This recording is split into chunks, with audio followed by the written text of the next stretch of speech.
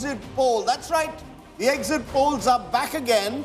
This time, Rahul and I are going to bring you arguably the most fascinating election of 2023. That the election that lots of people have been looking out for, the numbers everyone wants to see. It's the Telangana exit poll. I have in my hands the numbers for Telangana, all of Telangana, political observers across the country, and even those with any connection to Hyderabad or Telangana all around the world waiting for these numbers. So much so that some of the top leaders who'd seen their own polls, they'd seen some of the other polls, they said, we will believe only once India Today puts out its exact poll. They weren't willing to believe their own poll. They wanted to wait for the India Today numbers. So we're going to have that out in just a while. I'll tell you what happened. I was sitting at a lunch table with 4 people who understand their politics. So, सुबह से मैं rundown बना रहा हूँ और आप lunch कर रहे हो बताया. This is like, we need to change jobs. This is at age at 58. When you're a consulting editor, you can choose your time. So I was sitting with some people and we were all politically very sharp. We were talking about it, and the table next to us overheard us talking about Telangana. Turned out that the person was from Hyderabad, came and took over our table and told us exactly what he believes is going to happen in Hyderabad. Did he put the bill on? Gave us reasons for it, wanted to know why we had not done the poll yesterday, gave all kinds of explanations, and then said at the end of the day, when I told him, you can watch it at 6 p.m., he said, don't worry, I watch your show regularly, and trust me, until those numbers come out, I will not believe what I saw yesterday. So, there are lots of people, and it's a very, very politically alive state. Oh, absolutely. Yeah. I want to tell our viewers that the Access My India team was polling, and Pradeep Gupta is with us. He was polling till 4 p.m., till late this evening, because this is a post-poll study, and we're trying to make it as stratified as is possible. Our teams were out in the fields even till this evening, so we don't have proper sheets as we would in Excel sheets. It's a bit of a, hurriedly done job because the polling was going on till late in the evening. So Pradeep, first and foremost, I think a lot of people appreciated your decision to push the Telangana numbers by a day, because it's better to be safe than sorry, and it's better to the extent possible, make the effort to ensure there's no error. It's called double check technique. Double check technique. Yeah, when you do the double check, whatever possible error, you may rectify them. So let me just explain what that means for our viewers. So when you poll the first time, you get some seats where there are clear indicators, some seats which are tough fights. Yeah. By holding back your poll for a while, you have the opportunity of going back to those seats and sampling again to see if you pick up the same trend or you pick up a different trend. And that's what the India Today and Access My India teams do, and we've been doing, which is also why the India Today team, along with Access, has a 94% track record, 60 out of 64 polls being spot on. That doesn't mean anything. India played 10 matches really well and then lost the final. So we don't want to hype this up too much. We want to keep it real. This is an analytical exercise. Somehow I feel, Rajdeep, that it becomes like a matter of life and death, as if, the entire coverage depends on the poll. Frankly, it doesn't. This is an analytical tool, a very important analytical tool. But there is so much to our coverage, and this is a very significant aspect of it, but not the only aspect. You see, part of the problem is my friend Mr. Gupta is a bit of an outlier. And therefore, the moment he was an outlier yesterday on Madhya Pradesh, for example, and I'm fully sympathetic to him, you suddenly have people making all kinds of wild allegations, totally baseless, because Pradeep is from Madhya Pradesh. So everyone wants to know, what is Pradeep's connections here and there. And I must give him a lot of credit. Even at that lunch, when I wanted to know the numbers, this was around 2:30, he said, wait till 4:30. And the guy sitting on my table with me, who was giving us all his gyan, was not willing to wait till 4:30. He actually was threatening to come to office with me and meet Mr. Gupta and tell Mr. Gupta exactly what's happening in North Telangana, Central Telangana, Hyderabad. But I think there's a lot of interest because the stakes are very high, increasingly in state elections. I think that's the big change that's taken place in recent times. It's not about what happens every 5 years in general elections. Every state election, and because Mr. Modi himself and the other side of the Congress in this case invest so much of energy in every poll now that media surround sound has become so high. Everyone wants to know what's happening. And it frankly, eventually at 5 o'clock, I put my phone off for a half an hour so that no one would trouble me. But that's the way it is. But just to introduce Preeti Chaudhary, welcome to the show. Thank you, Rajdeep. Preeti is going to give us more insights. Rahul Verma is joining us. Ashok Malik, you're coming on day 2. Welcome. Thank you. And T.S. Sudhir, all the way from Hyderabad, with that wonderful moustache of his, which all of us should learn to get the right twirl that T.S. Sudhir has. What's with that moustache? Just like that, I change my look every 6 months. He was stopped. We were having breakfast somewhere in Hyderabad. He was stopped. And they said, "You are in that film, no?" He's a bit of a film star. Bit of a film star looks. I want to take a moment to talk about that video. Yes, that video which has been viraling like crazy, and people think it's some kind of a leaked video. In fact, one of the first calls I got this morning, Rajdeep, was from the Chief Minister of one of these states. I don't want to name him. But he said, मैंने वो आपका video देखा, उसमें कुछ ऐसा है नहीं, वो तो काफ़ी सामान्य आपकी बातचीत हो रही है. एंड उसमें मैंने काफ़ी लोग मुझे बताया, मैंने देखा तो उसमें तो ठीक है. I said, sir, वो तो प्रोमो वीडियो है. He says, promo, वो लीक नहीं हुआ. I said, sir, it's been tweeted out from the official handle of the India Today group. And it kind of went wild. So remember this one occasion when we were doing a dry run and we had testing data at the back and that viraled and went crazy. And here as well, a video treated as part of a promotion from the official handle of the India Today group. Everyone's in a spin thinking that that's some kind of a fake video. You and Pradeep are very good actors. You see, Actors? Pradeep Gupta over the years has proven to be a decent dancer. He's more than a good actor. And then he sometimes also does polling. So that entire sequence in that video appears very real. And it was the subject of a full press conference was called based on the video. What was that press conference in Bhopal about? today, a full press conference was called because they said the video has exposed the fact that the entire Madhya Pradesh poll has been rigged by Axis by India. No. Laddus were distributed to the journalists, saying we have proven now, we have proof. You know, and the problem is there are some very senior leaders who are saying this. And the problem is that once a poll is done and there's no polling happening after that and only the results have to come out, apart from some prestige and some credibility and reputation and bragging rights, there's really nothing at stake. There's nothing that can change in a material fashion. They try to say that EVMs can be rigged based on this poll because there is a tough fight kind of a situation. Then nobody can blame the ECI why this is happening because poll is showing good. So where is the question of this? No, but the fact is They have written that. They have written yeah, in the but note. but look at the way it's played out. Our poll in Chhattisgarh is giving the Congress the edge in what could be a hung assembly, but a clear edge to the Congress. Even in Rajasthan, it's giving the Congress the edge in what could again potentially be a hung assembly. So you've got two states where it's the Congress which is ahead. No one from the BJP, to be fair to them, has rung us up and said, you know, your Rajasthan numbers are horribly wrong. We're going to win. I think the Congress in Madhya Pradesh seems to have got agitated. How are you giving such a big margin? That can No, but happen. many in the BJP in Rajasthan are calling to say that this poll they are is saying the completely numbers bogus. are- yeah. वो आपको phone नहीं किया आप ऐसे बोल रहे हो? Well, no, they haven't at least gone public with it. Let's be honest. They have haven't gone held public press conferences. I haven't seen anyone No, hold no, a but press that's very conference in Rajasthan. immature. You know, from some of the senior most Rajdeep Congress is leaders right. in Madhya CP Joshi is Pradesh, given that's an very immature. Rahul, Yes. Rajdeep is right because the difference in both the sides is that they may say that we don't accept your poll, which is fair and fine. Yeah. But you cannot charge allegation of my Pradeep Gupta की 3 पीढ़ी RSS से संबंधित है और वगैरह वगैरह वगैरह वगैरह. No, but that's unfair, and I explain why. Because ultimately, it's a post-poll study. None of this, if this is done before the polls, you can say it's done in an effort to influence the voters. It can be argued, which is not correct, but it can be argued. This is a post-poll exercise. Everything is done and dusted. So you have some bragging rights. You have Rajdeep and Pradeep doing a natu. I mean, all that is at stake. Whether the cake gets cut or doesn't get cut, I mean, really, that's what's at stake. And the fact that you have a very deep analytical study, which gives you insights which you wouldn't get on counting day. No, some of the most intelligent people that I know are making all kinds of wild accusations. So I wish people just tracked polls more seriously, but more Rajdeep, rigorously. the BJP hasn't also said anything is because we've been the outlier in that poll where Rajasthan is concerned. Most polls are giving Rajasthan to the Bharatiya Janata Party. So the overall sample size in these 5 states is 132,000 people.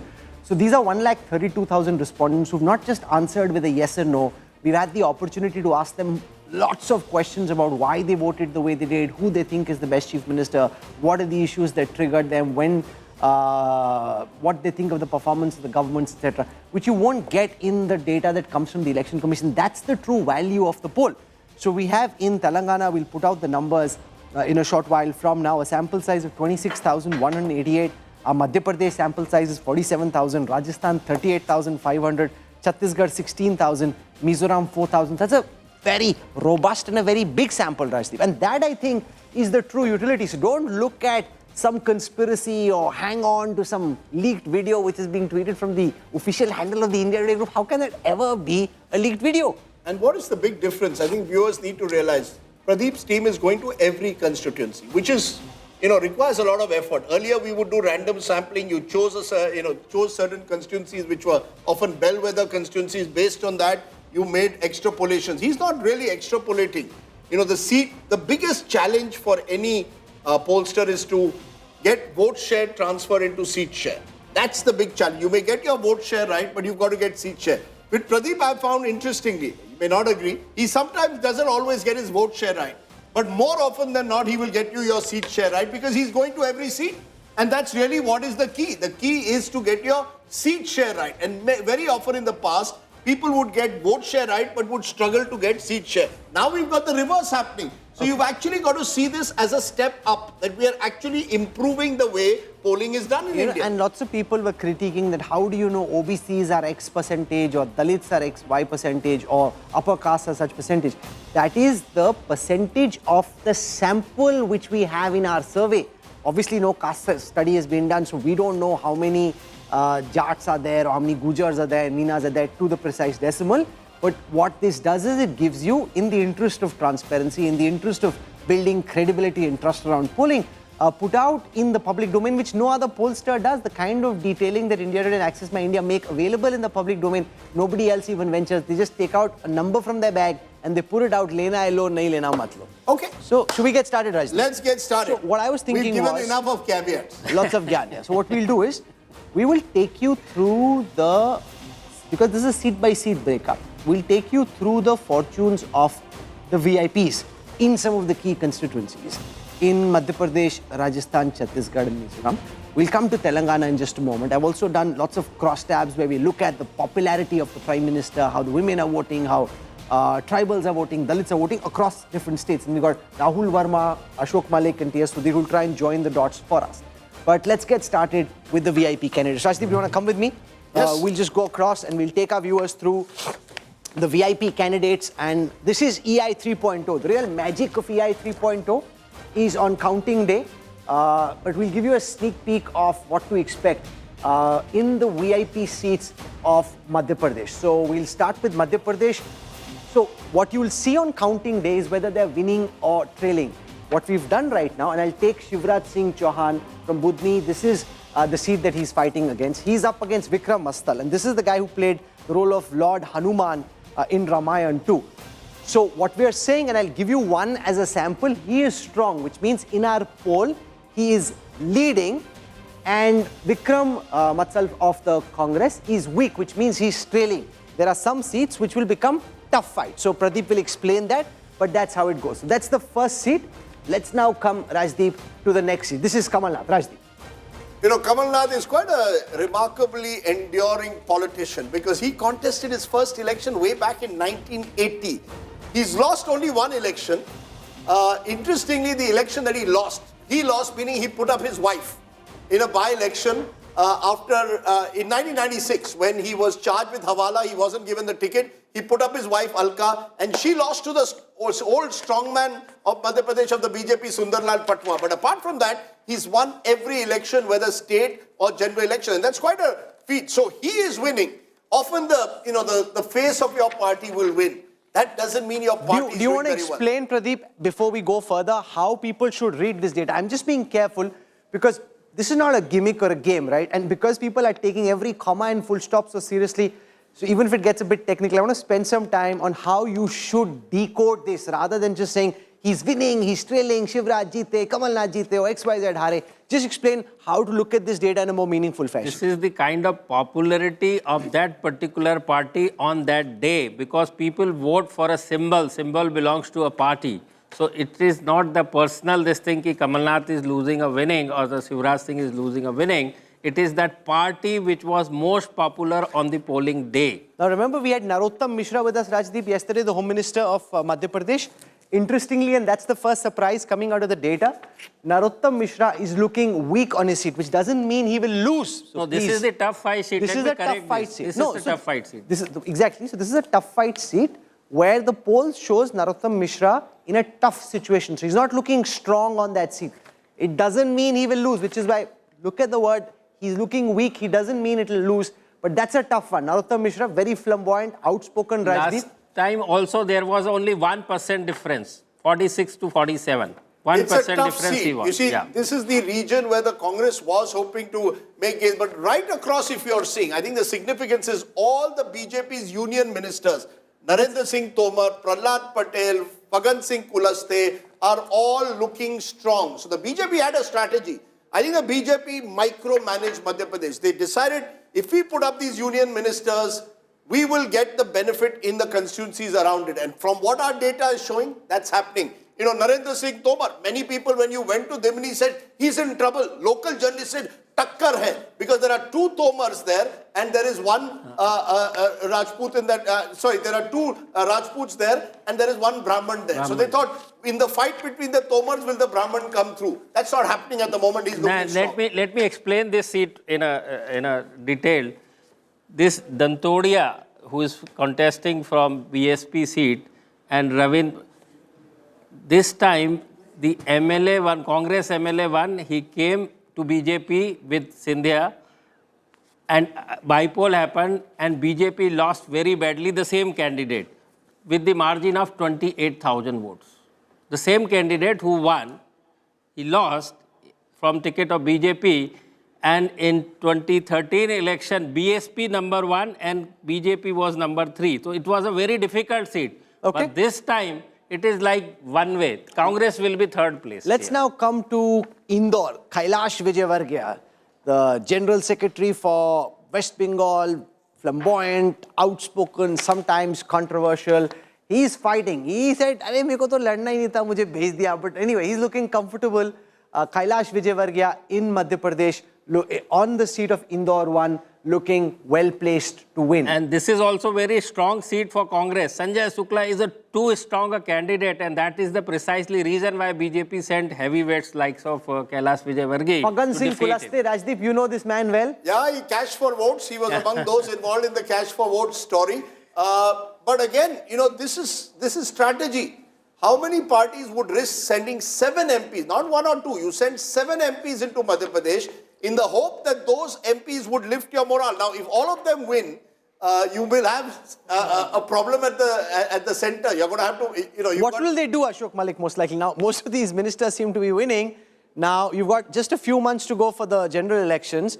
Do you then, because you will have to, if all of them go to Madhya Pradesh, do some kind of a cabinet reshuffle and bring new people in, but just a few months to go? I think the BJP would have achieved 2 things if these results hold. One, they sent all these heavyweights to Madhya Pradesh and said, you all have skin in the game. So you can't sit back and say, let Shivraj win and lose this election. I'm not involved. You have skin in the game, you get involved.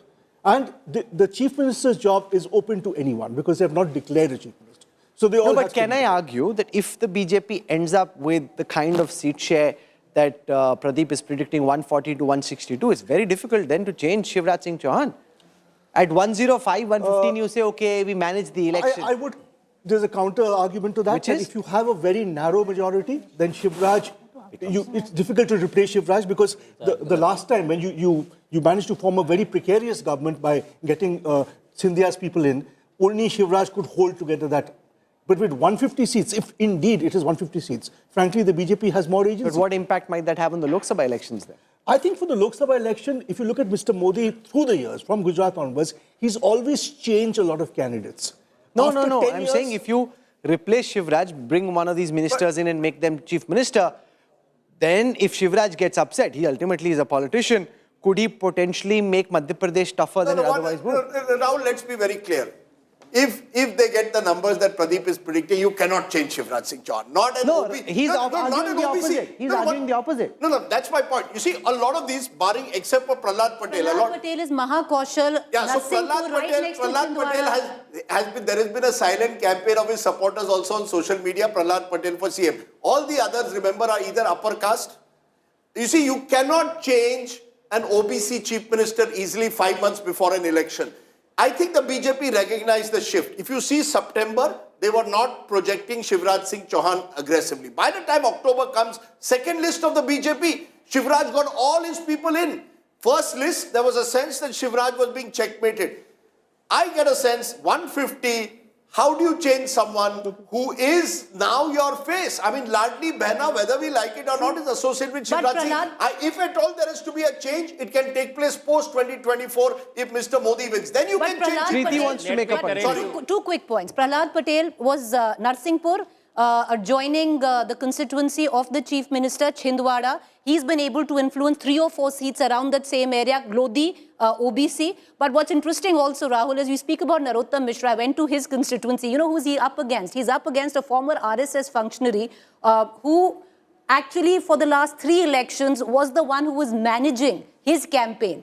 He's a sitting 6-time MLA, Narottam Mishra. Managing his campaign, the Congress gave Avdesh Nayak a ticket, and he's the one who's defeating Narottam Mishra, if at all these numbers hold true. No, it's not defeating. No, I said he's in a tight fight. Contest, tight contest. One more caveat, correction to your facts.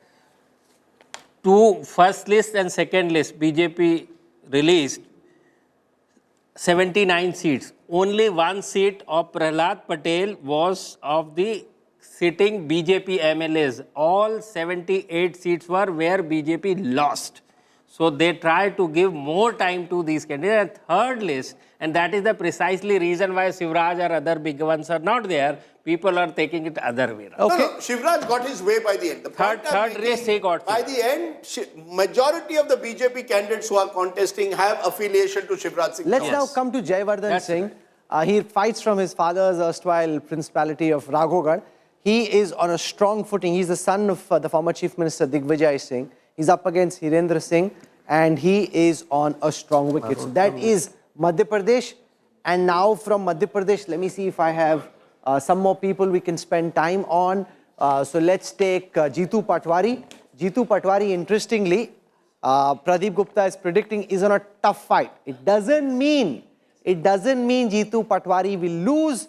The sample that we did suggests that Jitu Patwari, former minister in the Kamal Nath government, is on a tough spot. You see, if you look at Indore city, as per Pradeep's poll, that's where there's a virtual sweep this time for the BJP. In fact, if you look at the entire Malwa belt, that's where the huge gains that the BJP is making compared to 2018 when it was a tough fight. Jitu Patwari contests from just outside Indore in a place called Rao.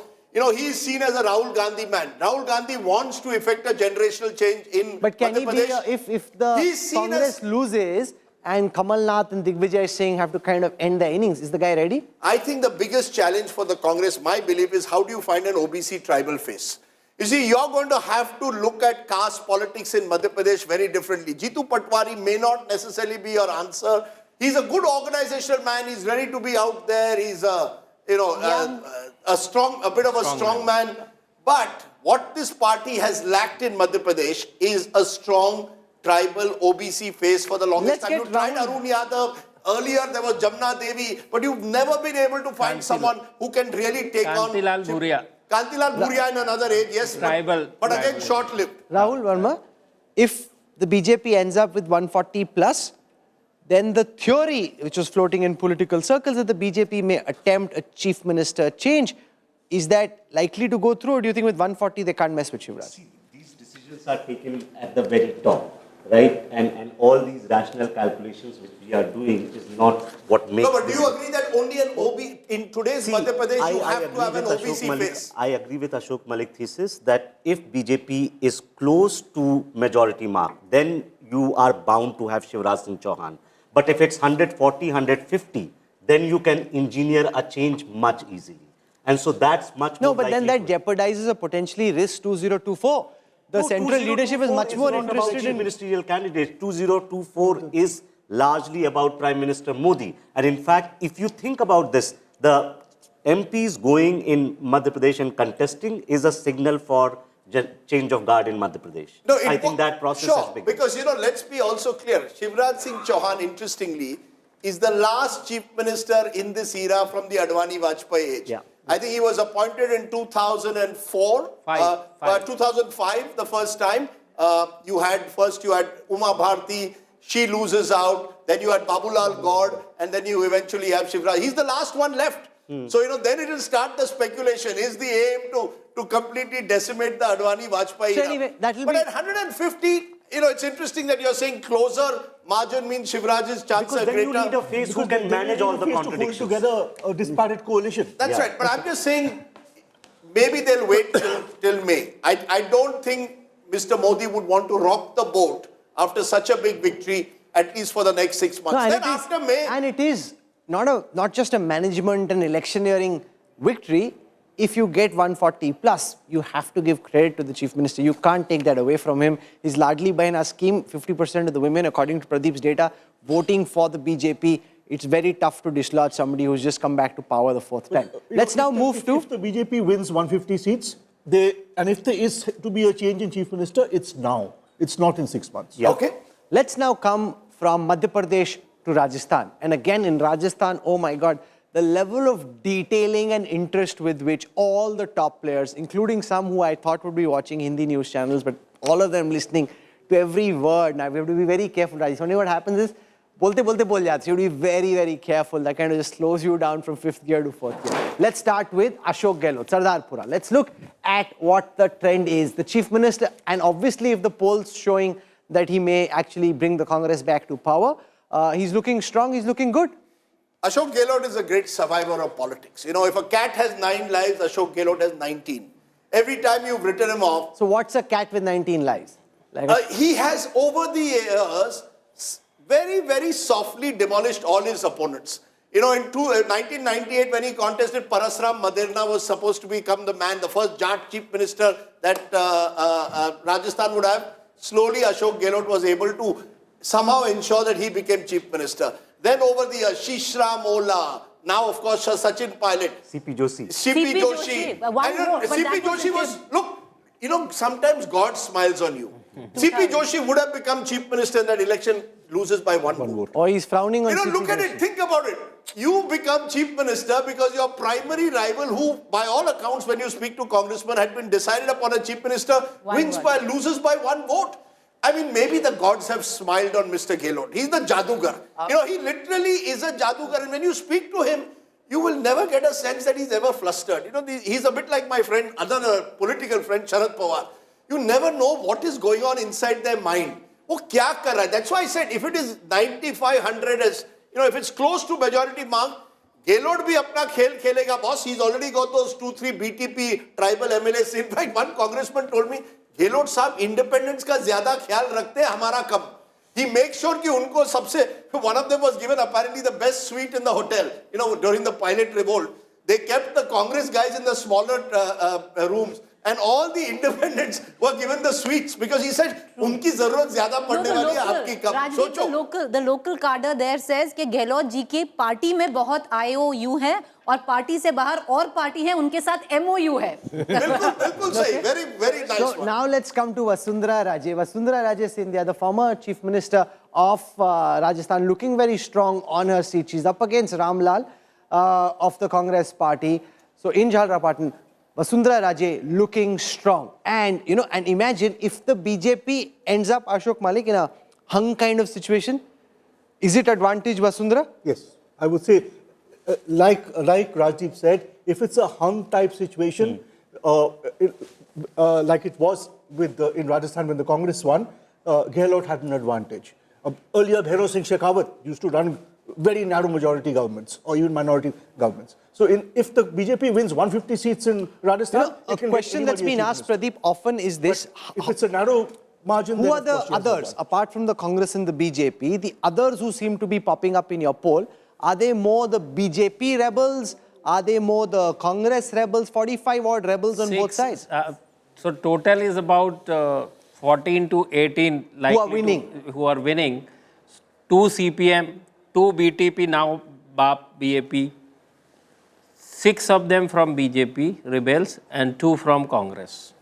So therefore, given these numbers that Pradeep is actually throwing 6-6. up, you see the 2 CPM would go with the 6-6. Congress, the 2 BAP would go go to the probably with the Congress. And BSP too. The BSP will also go and with- Hanuman Beniwal's Hanuman party. Beniwal too. And Hanuman Beniwal's party too. Now, Hanuman Beniwal Hanuman is Beniwal interesting. himself. You know, Hanuman Now, Beniwal here he today, I asked somebody, Hanuman Beniwal is very clear. I will support BJP so long as it's not Vasundhara. Anyone but Vasundhara. He's made it very clear, I will not support Vasundhara Raje. So, it's interesting how the dynamics play out. So he's internally. looking strong on his seat.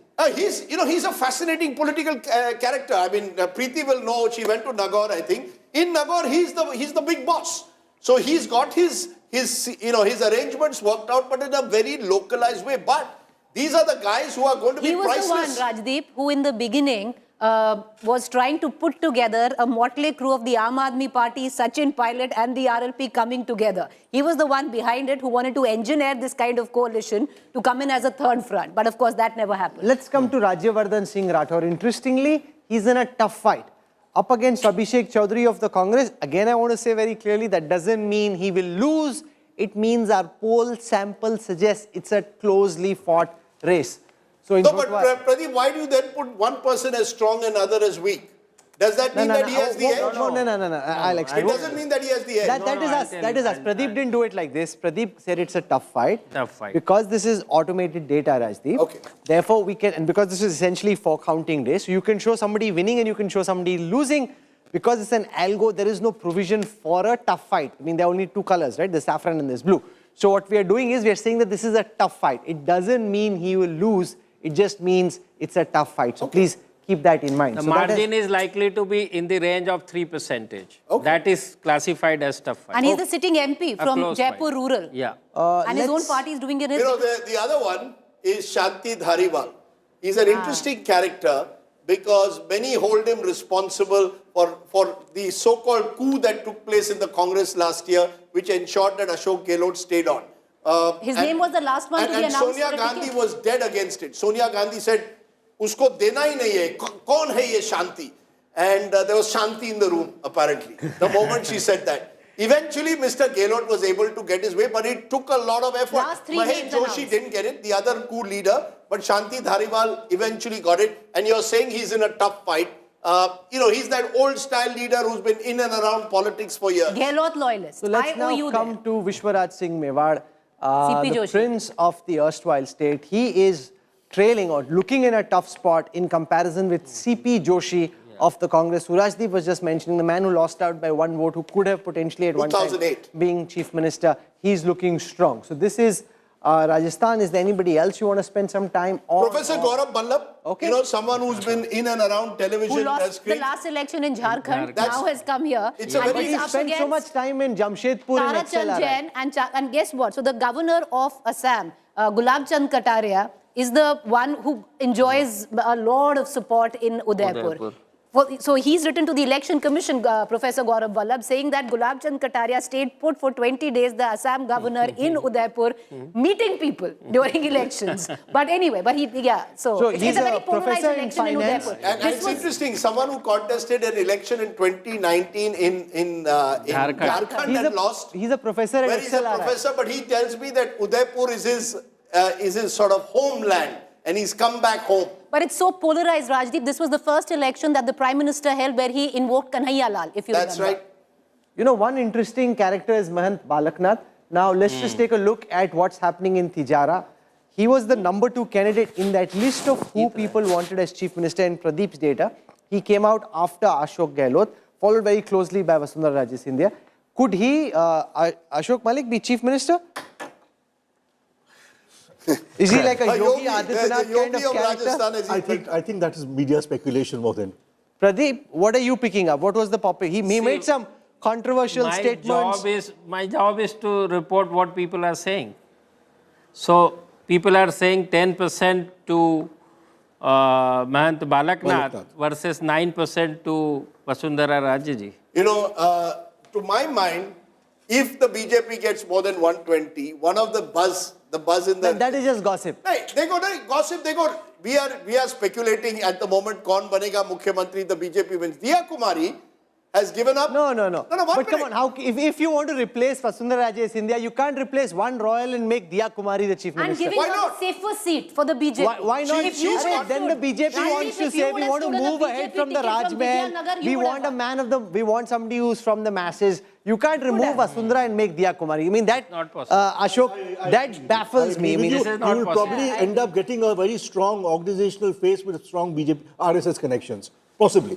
Look, as chief minister As yourself. an alternative to Vasundhara, if look, that is possible. if the BJP gets more than 120, It can do only whatever it person who knows who's going to become the chief minister Is Mr. Modi. is someone called Mr. Modi. If anyone had told me, for example, in Haryana in 2014, that Manohar Lal Khattar is going to become the chief minister, I would have said, you must be joking. The line had all the Captain Abhimanyu Singhs, all of them were lined up. Who does Mr. Modi make? He makes Mr. Khattar. I mean, the famous story of Bhupendra Patel.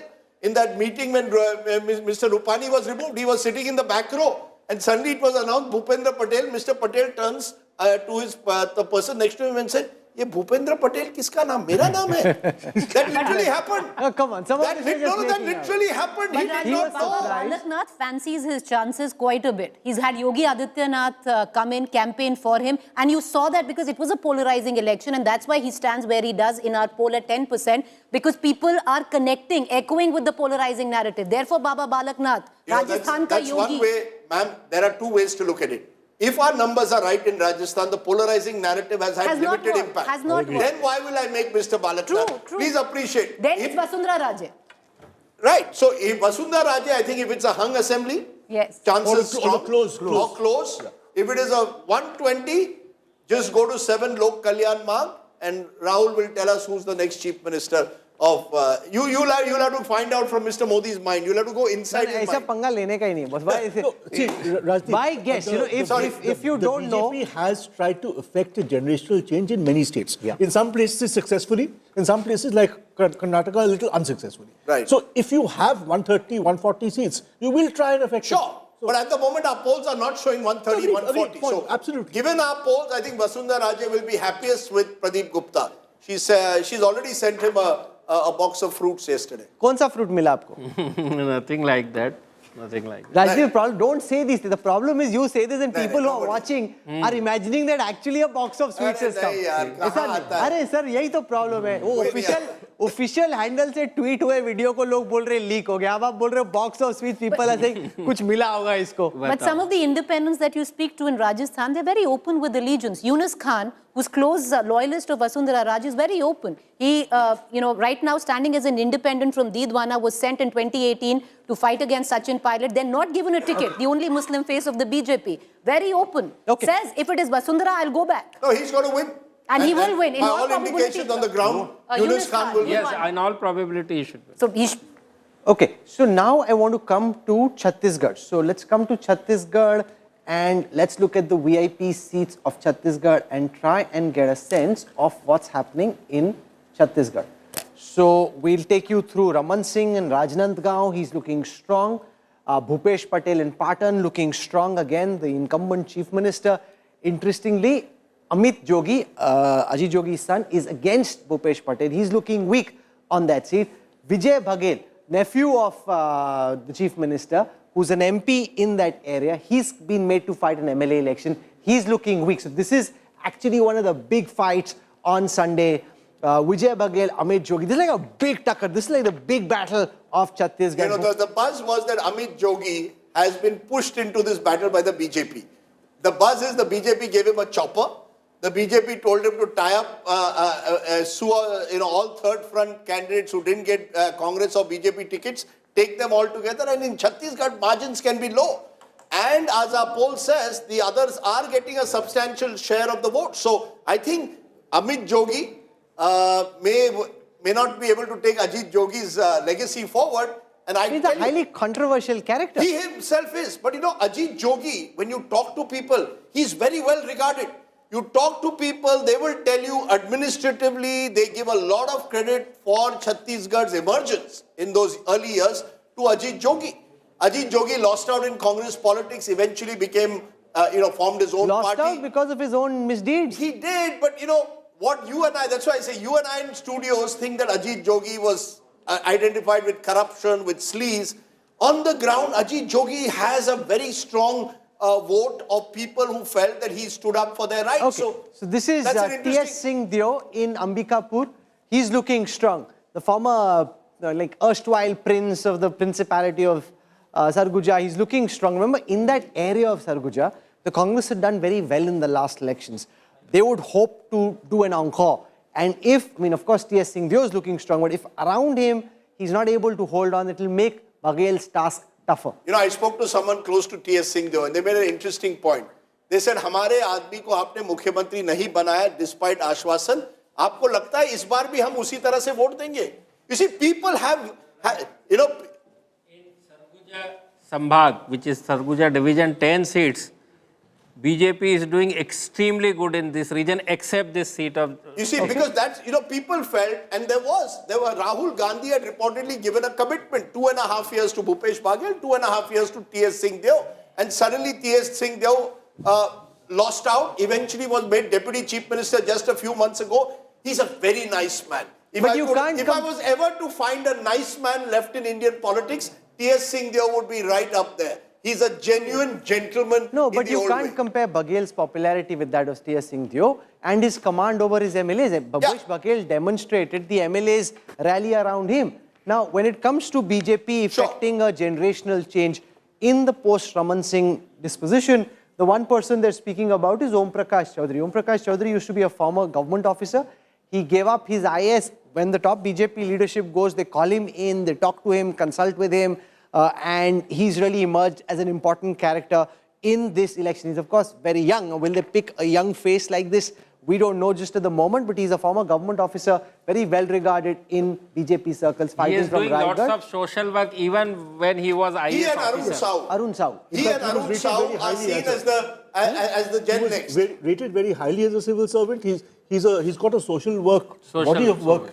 Even outside his government. But if the BJP wins, I would bet on Arun Sahu becoming Chief Minister. Because they have consciously worked on building a leadership outside the sort of upper caste, traditional dominated leadership of the BJP in Chhattisgarh. And Arun Sahu represents that new generation. The BJP is always very quick to seize if they can find strong OBC faces, strong non-upper caste faces. And they lost a lot of the Sahu vote in the last elections. Which they gave 14 seats to Sahus this time. Out of their 90 seats, 14 have gone to the Sahu community. The BJP has realized this is a community which may well stand with us. So he's a potential chief minister. The BJP can pull off. The other big BJP face there coming from the trader community is Brij Mohan Agarwal. But remember, the problem in a tribal state with somebody coming from the trader community is that there's a pushback that you get from the poor and impoverished as far as the community itself is concerned. But former State Home Minister Brij Mohan Agarwal looking strong in his seat of Raipur City South. He's a very strong politician on the ground, so he's looking strong in Raipur South. So is there anyone else we want to spend some time with? So Samraj Sahu, we can take a look at that and what's happening in rural Durg. He's the State Home Minister. He's looking strong in Durg Gramin. He was the third person who was hoping to become Chief Minister. Baghel, Sahu and T.S. Singh Deo were in that battle. Baghel won out, Sahu lost out. The other interesting thing that I can do, which we didn't get a chance to do yesterday, using the post-poll data, is to show you what the new and old maps of Chhattisgarh will look like. And one of the reasons that we do this is in the interest of transparency to actually put out the seat-by-seat data. So on this side of the screen is the data from 2018, the last assembly election results. This side is what the new assembly of Chhattisgarh could look like. And when you see, there are some very clear trends that emerge. The Congress is coming down from a very exalted plane where they were last time. The BJP, which had really collapsed, has bounced back. So those two trends which we were talking about in the build-up, that continues to happen. And that this really is a tight fight. Momentum, 26 seats up the BJP, 45, 23 down the Congress, which means, momentum in favor of the BJP and against the Congress. The big change is taking place in the tribal belt. You go to Bastar and Sarguja, 25 out of the 29 seats last time went to the Congress. There was a sweep in Bastar. They won 11 out of 12, won the 12th in a by-election. Now look what's happening. You're seeing in the tribal belt the BJP making gains, both there in South Chhattisgarh, and that, to my mind, is where this election gives the BJP half a chance. So I can isolate Bastar and try and show that.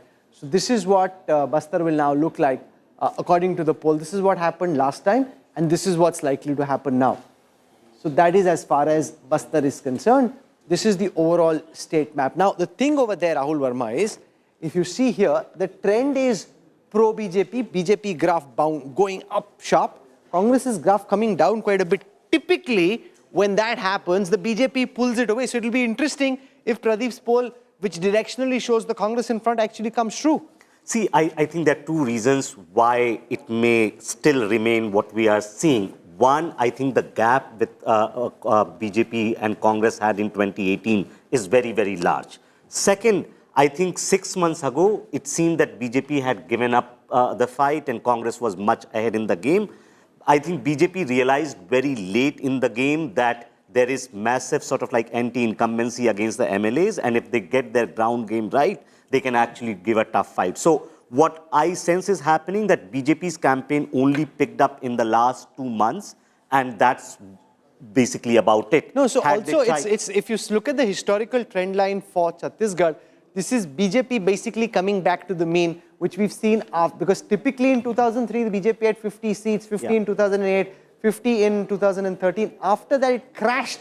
So that election is really the outlier. Now they're almost coming back close to where that trend line has been. The Congress has been below the BJP in a very flat kind of fashion, almost suggesting as if nothing happened in the election, which is obviously not true, and went up massively and is now coming back to where that traditional line in because Chhattisgarh the 2018 election in Chhattisgarh was an outlier. Otherwise, 3, 8, 13, all were very, very close elections. Especially in vote share. Yeah. They remain extremely let's close. now Just do the want to, same thing. Rahul, I just want to add one point over here among the Bastar and tribal belt of Chhattisgarh.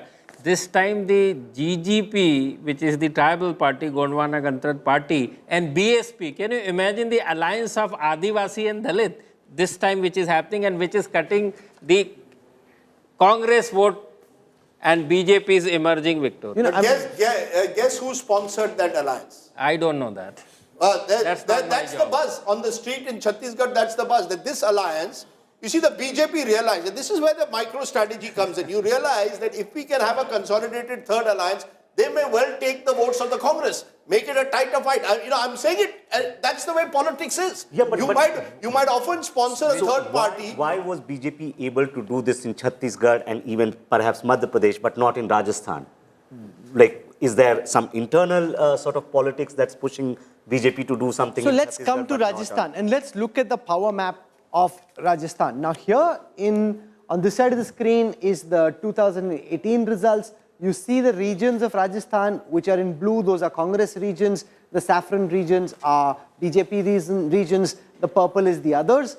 What you're seeing on this side, which is a big change, Rajdeep, from the last time, is that the BJP is doing well in pockets of Rajasthan where the Congress had done well last time. And that is interesting. There seems to be a lot of changes in many of the regions, which were earlier saffron, now blue, which were earlier blue, now saffron. The BJP story, Rajdeep, is in East Rajasthan here. At least where the Gujar vote has completely, or broken at least with what our exit poll is showing. Because in 2018, it had en masse, they thought the promise of Sachin Pilot becoming the chief minister had gone to the Congress. And if you look at areas like Tiroli, Dholpur, Bharatpur, Sawai Madhopur, that's where you'll see the BJP making inroads. I think there are two areas where the BJP will hope that Shekhawati, the other one. that while Pradeep's poll may be directionally right, they get a disproportionate benefit. One is Eastern Rajasthan, one is the area in and around Jaipur, and one is Shekhawati. You see, traditionally, Congress has done reasonably well always in Shekhawati. But as Pradeep's poll shows, there's a tough fight there. As Pradeep's poll shows, Eastern Rajasthan, BJP is picking up, and in and around Jaipur, as someone told me, take the highway from Delhi to Jaipur and see who's winning along that highway. You'll find this time that the BJP does better. How much better is the question? Because Pradeep's poll shows Mewar clearly going towards the BJP, Marwar slight edge for the BJP, Hadoti slight edge for the BJP. Correct me if I'm wrong. But where the Congress seems to be doing well, Ganganagar, Bikaner areas, and the Congress seems to be doing reasonably well. Dhundar. Sorry? Dhundar region Congress is doing That's right. extremely well. Extremely well. You see, that's where Dhundar was the region where the Congress was expected to do not so well. If the Congress is able to hold its own there, then you've got a tough fight. What Rajasthan is showing, it's virtually seat by seat. There's no region except for Mewar where one side is sweeping. So even eastern Rajasthan, it's not a sweep. No. You see, that means that the Gujjar vote, even if it is leaving, is not leaving en masse. Exactly. And from Pradeep's micro data, what I sense is women again. Women are giving 4% lead to the Congress over But the BJP. Rajdeep, Shekhawati, 2018, the BJP only won 3 seats. An area like Sikar, 8. In a district like Sikar, 8 seats. BJP didn't even win 1. This time they are in a fight. Yeah, but they're winning small. They're not sweeping a region. They're not sweeping. You see, that's why They've never swept Shekhawati. They have never swept Shekhawati. If they sweep, to BJP when it's won, has usually won big in Rajasthan. You look at their victories in 2003 and 13, they're big victories. There seems to be something which has changed on the ground in Rajasthan if Pradeep's numbers are right. And the only change I see is women. Rebels, women and rebels. Rebels and Dalits. You see, the point which was just made by Rahul, why is it that the poorer Dalit and tribals in Rajasthan are not doing what it appears they are doing in Chhattisgarh and certainly in Madhya Pradesh? And they can, we don't know, maybe the welfare benefits, the Mehengai Rahat camps, all of them have gone and reached the poorest of the poor. And across the states, we've seen that. In Karnataka, we saw poorer regions voted for the Congress. Are we seeing, at least in Rajasthan, the Congress being able to hold on to that lower income group, which the BJP perhaps has not been able to tackle? In the few minutes that we have, I want to introduce Ashok, T.S. Sudhir and Rahul to the strength scan and our viewers as well. This, to my mind, is one of the most fascinating insights that you will pick out in real time on Sunday.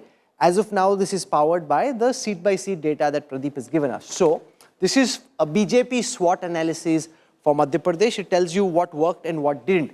The BJP had 58 safe seats in Madhya Pradesh, which means seats that the BJP won in every election for the last 3 elections. So, if you see the seats which are the darkest shade of saffron, those are the seats that the BJP has been winning for every election in the last 3 elections.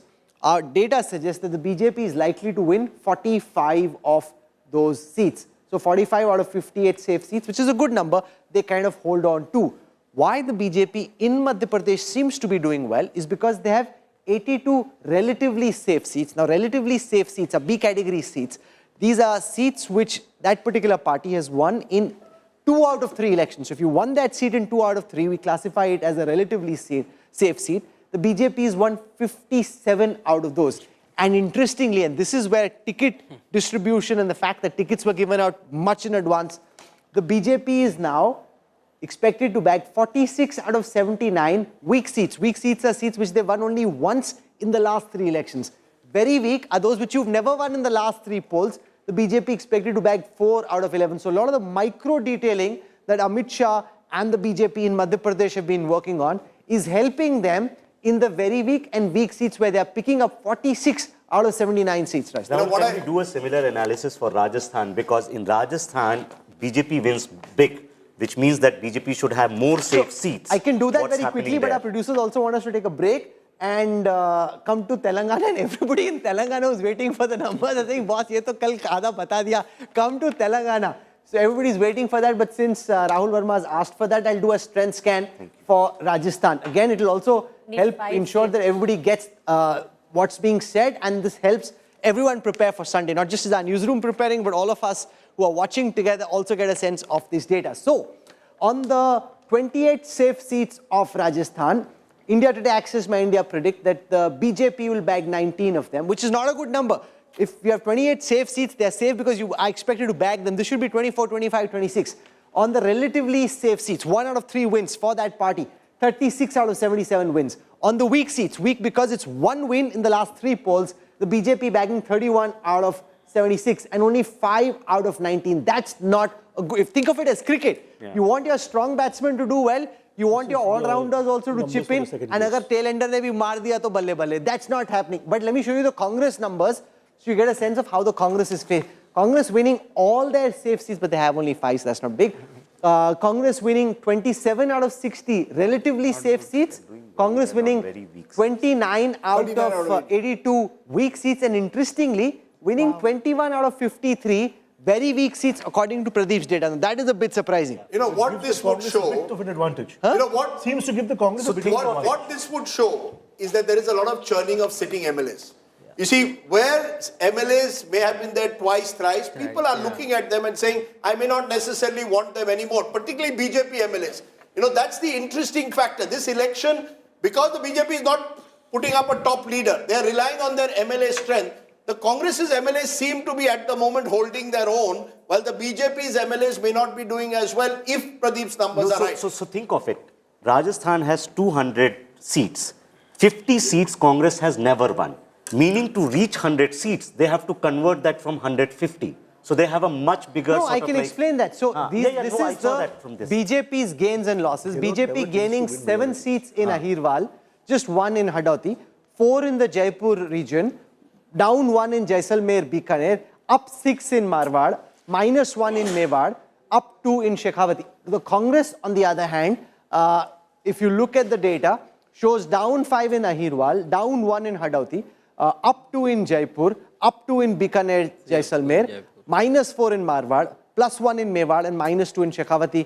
And the point, Rajdeep, is this level of micro detailing and analysis, forget any other Indian network, international networks would struggle to do this. That is true. You know, the big picture is what happened 5 years ago in Madhya Pradesh will happen this time in Rajasthan. You will be here till 10 p.m., possibly even later. It's going to be an It's election. a Sunday. We don't want to be here It's at going to the wire.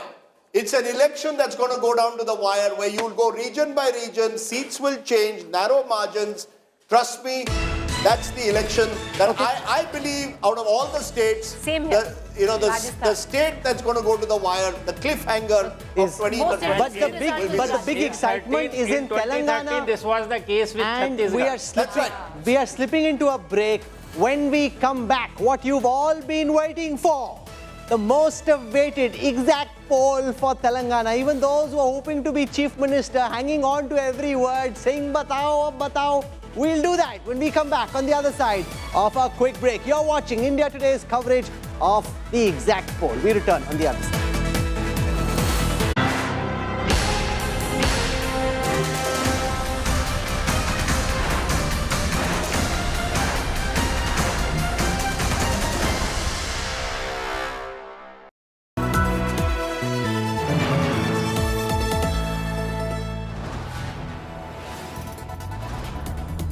You are watching India Today, powered by Finest, Be Sustainable Change, a BNP Group company. We live in the age of EI, election intelligence. India's most powerful analytics engine is ready and raring to go. Seats, votes, margins, swings, strength scans, strongholds, cutting edge live insights powered by India Today's data intelligence unit. No network can compare.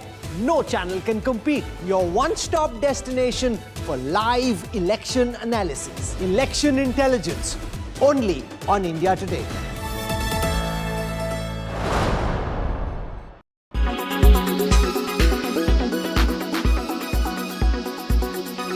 पचपन seat तक Bharatiya Janata party जीत के आएगी। जो gap दिखाया जा रहा है, वो चाहे सरगुजा का हो चाहे बस्तर का हो, उन सीटों को यदि एनालिसिस किया जाए तो उससे बड़ा स्पष्ट होता है कि भारतीय जनता पार्टी और ज़्यादा सीटों में जीतेगी और कहीं न कहीं 52 से 55 सीटों पर भारतीय जनता पार्टी बढ़त लेकर स्पष्ट बहुमत से छत्तीसगढ़ में सरकार बनाने जा रही है। एग्जिट पोल सब पे अपने अपने तरीके हो सकते हैं, लेकिन भारतीय जनता पार्टी की सरकार अच्छे पूर्ण बहुमत के साथ बनेगी और उसके कारण है लोगों में बदलाव के प्रति जो पूरा आकर्षण था कि इस सरकार जो पिछले 5 सालों में प्रत्येक मोर्चे पे फेल रही है, उससे पूरा बदलने का मूड है।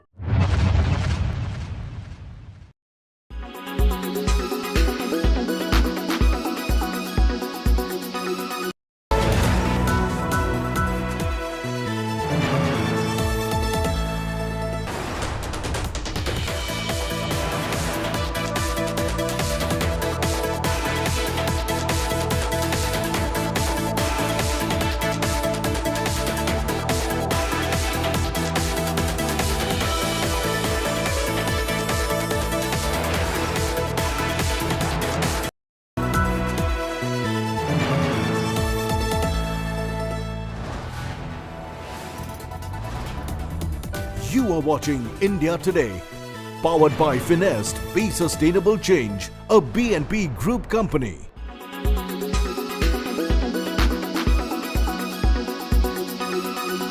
मैंने पहले ही कहा था, मध्य प्रदेश में कोई कांटे की टक्कर नहीं है। भारतीय जनता पार्टी भारी बहुमत से जीतेगी।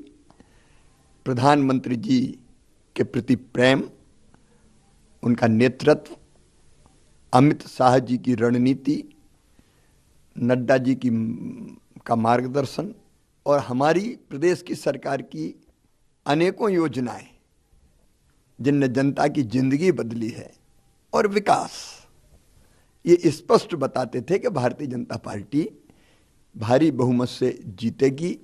मैं तो हमेशा आत्मविश्वास से भरा रहा और मैंने सदैव कहा कि जो एग्जिट पोल कह रहा है वो लगभग जन भावनाएं हैं और हम भारी बहुमत से जीतेंगे। सरकार तो भाजपा की ही बन रही है सभी जगह, और ये जनता ने अपना मत स्पष्ट किया है।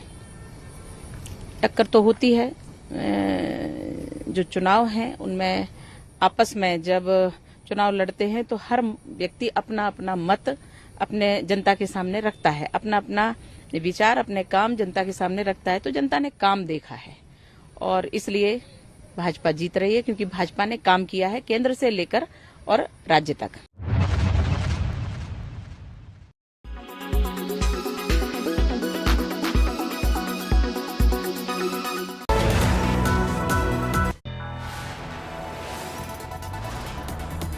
You are watching India Today, powered by Finest, Be Sustainable Change, a BNP Group company.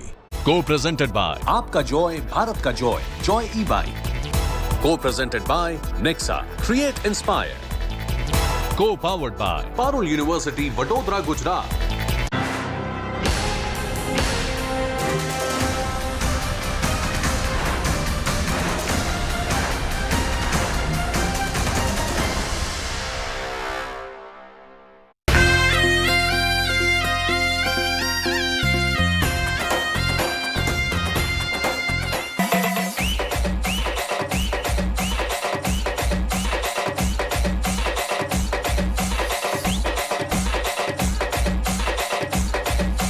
Modi ji के हैं दो यार, ओवैसी और केसीआर। राहुल के दो प्यार हैं, एक इटली और एक Modi.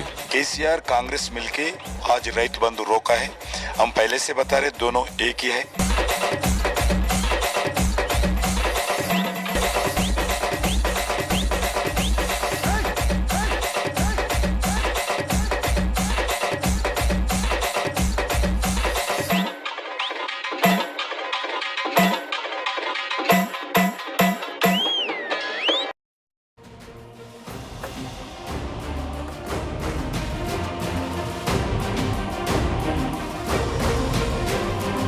Arguably the most fiercely contested and colorful election of 2023. The battle, or dare I say the war for Telangana, India's newest state, has also seen politics reach a frenzied pitch. And that's the final state that we are turning to in the Axis My India exit poll. You've been waiting since 6 p.m. yesterday for the Telangana numbers.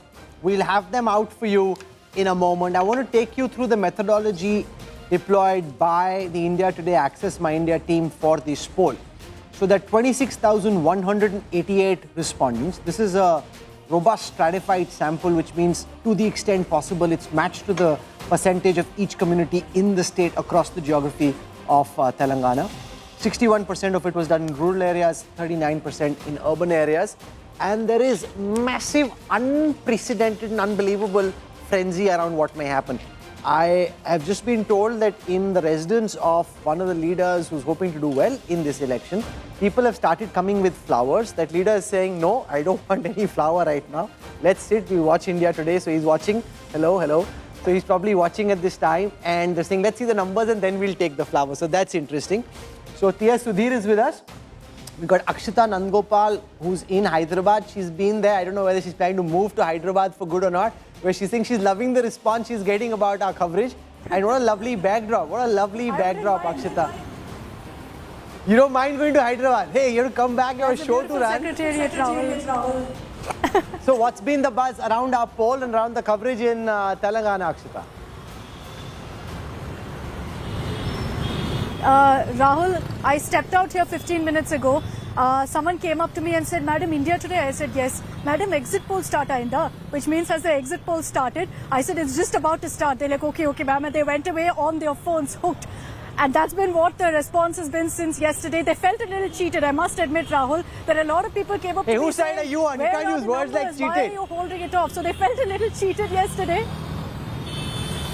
No, they did. They told me yesterday you didn't put it out. We feel, betrayed. Why didn't you put it yesterday? So now 24 hours later, we're ready with the numbers, Rahul. I don't have it yet. So hopefully, you'll end my suspense as well.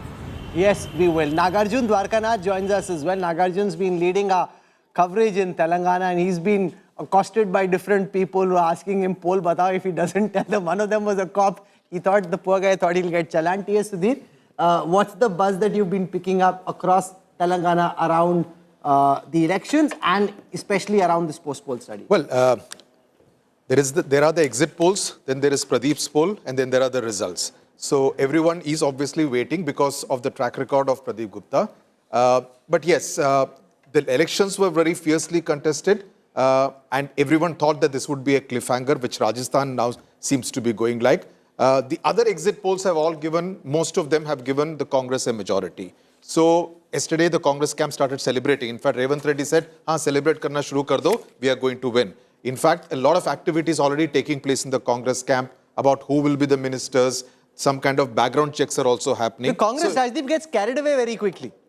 Well, look. They're counting Well, 2018, many of them had stitched their sherwanis also. Really? Yes. They thought they were winning. Yes, 2018 it happened. In fact, that's something which the BRS always taunts the Congress Rashid about. Saab, what is this? Let the chicken hatch at least.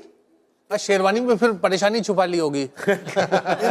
The thing is that for the Congress party, Telangana is more than just another state in many ways. Because remember, some would say one of the big mistakes the Congress made in the UPA years was allowing the split of Andhra Pradesh to take place. Because what happened at the end of it, you lost out in both states. You lost out Andhra Pradesh and you lost out in Telangana. And it cost the Congress because the Congress came to power in 2004 and 9 on the back of dominating Andhra politics. And there's no sign of revival of the Congress in Andhra Pradesh. So Telangana becomes critical for historical reasons. There's an emotional appeal. Sonia Gandhi has claimed, or the Congress would like to claim, that it was Sonia Gandhi who eventually decided, no, we've got to give Telangana to the people of the state, create a separate state. And there is a sense that after Karnataka, what? You see, was Karnataka a flash in the pan? Or do you have the capacity, the organizational strength to grow beyond Karnataka? So Telangana, as the first southern state after Karnataka, carries huge importance for the Congress. Plus, as the exit polls are showing, there is no Hindi heartland state where the Congress appears likely to win as per our exit poll for sure. They have a chance in Chhattisgarh, they have a chance in Rajasthan. So they need Telangana today to feel over the next 48 hours something to look forward to. So if they're wearing a sherwani, good luck to them. One more thing, Rahul, you see, if you look at the track record of Congress, wherever there was a rise of third front, Congress lost out badly. You look at UP, you look at Odisha, you look at Bengal, you look at Bihar, several states. So in one state in Telangana, if they upstage BRS, it would be a big success story. Explain, why did you hold the data back? What are you able to do today which you couldn't do yesterday? See, before poll or while poll on the same day, you are not getting the exact responses from the people. But the moment poll happens, then nobody bothers and they are likely to give you 99% the correct responses. Before poll or during the poll, they may say voted for X party, they may not have. Or they may change their mind later on. Particularly in southern India, Rahul will correct me, there's a fear factor. We've seen it in Tamil Nadu. Why is it at times that you get a poll wrong in Tamil Nadu? Because people often do not tell you the truth on camera. There's a fear factor. Also, as we've seen in states like Karnataka, there was a time when Karnataka voted in 2 phases. And I remember an exit poll that we did. We got the post-poll bang on of phase 1. But because of pressures of television, we did the phase 2 on the same day itself, and we got it wrong. Because it's very difficult on the same day to be able to get the surge in voting patterns that might be taking place and get an exact number. Very, very difficult. Plus, I have a reason for this. You know, when political parties do their own post-poll analysis, they want to know here and now what's happening. So they have people standing outside polling booths, and that political party pollster, who's actually a worker for that political party, tells the voter when he comes out that he's from XYZ opinion agency, right? So he tells them that he's from a polling agency, and very often people believe that if they reveal, because in especially a lot of the South Indian states, they've also given money as part of the whole electioneering process. So you've given money, you want to know whether the guy voted for you or not, and therefore also the voter misleads you by not giving you the correct answer. Therefore, standing outside a polling booth and trying to count your beans is an exercise fraught with risk. Nagarjun Dwarkanath joins us before I put out the first data set for Telangana. Nagarjun, what's been the buzz around our coverage? Where are you right now? What's happening there? I'm told Telangana waiting to know what the exit poll that India Today and Access My India are about to put out. In fact, the last 1 hour, Rahul, has been extremely pressurizing for me. Neta said that you promised 6 o'clock, but 6 to 7 you have not given the numbers. You're giving us analysis of other states. How long do we have to wait for? So I have to put off my phone. I had to put off my phone for at least 15 minutes so that no one calls me, especially in Congress, in BJP and BRS. All the Netas have been calling, saying not just the final numbers. They've been asking seat to seat division as to how many seats we are winning. Give us the data about district wise as well. So I have been saying wait till 7 p.m. But now that we are here at 7, with just minutes away from the data as well. But what is interesting is that I've been told that in Revanth Reddy's house already celebrations are happening. People are coming with flowers, bouquets, sweets to congratulate him. Seems like the mood is quite upbeat in the Congress camp just before the exit poll as well. Okay, we've got two very special guests joining us. Keshav Rao is a veteran. He's been a right-hand man of KCR for many years. Appreciate your joining us, Member of Parliament. Also joining us is Suresh Babu. Appreciate you joining us. But first you, Keshav Rao, I mean, are you also, have you been ringing up Nagarjun Dwarkanath wanting to know the numbers? Well, I have not. As a matter of fact, I expected Nagarjun to talk to me about the figures, which he did not do. Acha, you wanted him to call you and tell you the numbers. The poor guy doesn't have the numbers. How will he call you, Keshav? Suresh Reddy, have you been calling up? Absolutely. Suresh, have you been calling up Nagarjun and asking for the numbers? Yeah, keenly waiting for the result, surely, but couldn't track him. Okay, so let's get started. Okay? We don't want to linger the suspense any longer. So here it is on your screen right now. Rajdeep, you want to come along? Why did people vote the way they did? So we'll take that question first, because very often you can actually pick up the mood in the state with just the response to this question. What triggered voting behavior? Why did people vote? 25% of those who voted said they voted for change. They voted for whatever they thought could better their condition. 15% said they voted for the development of the state, which really doesn't mean anything. It could mean either of those parties. So that's not so indicative. But the fact that 25% say they voted for change, that's a big number there. Good work done by the present government is 12%. Because of Prime Minister Modi, it's true. Remember, the Modi factor was much bigger in some of the other states, not so big in Telangana. I think when you look at that number, and if you look at even the tracker polls done, compared to other states, the Chief Minister's popularity rating was not as high. You know, he's been a nine-year Chief Minister, came to power in 2014. So he seems to be suffering when you look at these numbers, potentially from a 9-year itch. Oh, and even our pre-poll data was showing that of all the poll-bound states, the maximum anti-incumbency was against Chief Minister KCR. So let's now come to the next question. Who do people want as the next Chief Minister? This again is interesting because you've got one man who's been Chief Minister in the new state of Telangana. Nobody else has. So you've got K. Chandrasekhar Rao coming in on the top at 32%. Revanth Reddy, who used to be in the Telugu Desam, moved over, joined the Congress, now led the Congress's campaign. He comes in at 21, and anybody from the Congress comes in at 22. So if you add 21 and 22, you're at 43. That's the Congress percentage versus 32 with K. Chandrasekhar Rao.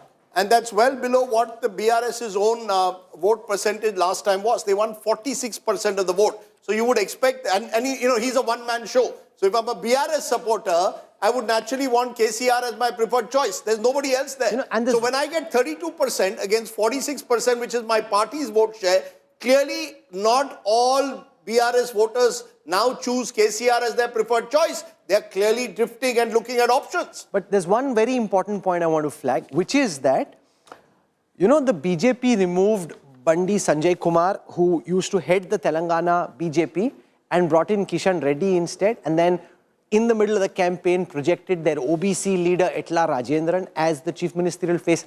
These people don't even figure in the list of those who people responded when the question was asked who should be the chief minister, even amongst the BJP voters. The only character who features is Bandi Sanjay Kumar.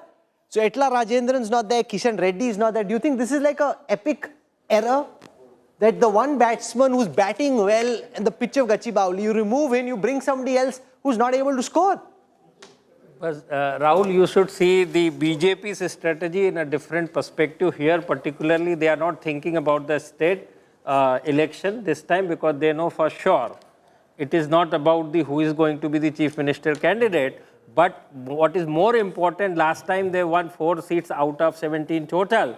It is important who can hold the entire state into, one this thing and give good fight in the coming Sudhir, was this a election. potch-up of monumental proportions? It is like, not asking Virendra Sehwag to open the batting and with due respect to Cheteshwar Pujara, making Cheteshwar Pujara open the batting in a T20 game. It was akin to that. Bandi Sanjay infused a lot of energy and dynamism into the BJP. And he was acerbic, he punched back.